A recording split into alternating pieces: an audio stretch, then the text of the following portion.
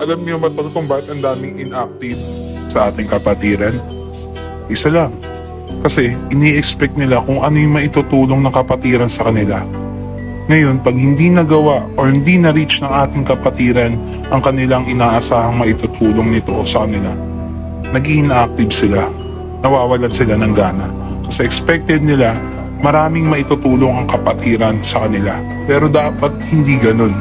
Dapat isipin mo lagi kung ano yung maitutulong mo sa kapatiran. Kasi ikaw yung kusang pumasok dyan. Hindi ka pinilit, wala nagpilit sa'yo. Kaya don't expect anything. Okay? Huwag kang mag-expect agad-agad. Kasi kung may maitutulong man ang kapatiran sa'yo or sa inyo, kusang darating yan. Kusang mangyayari yan. Okay?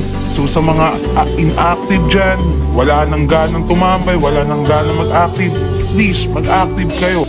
Marami pa tayong matutulungan na ibang tao.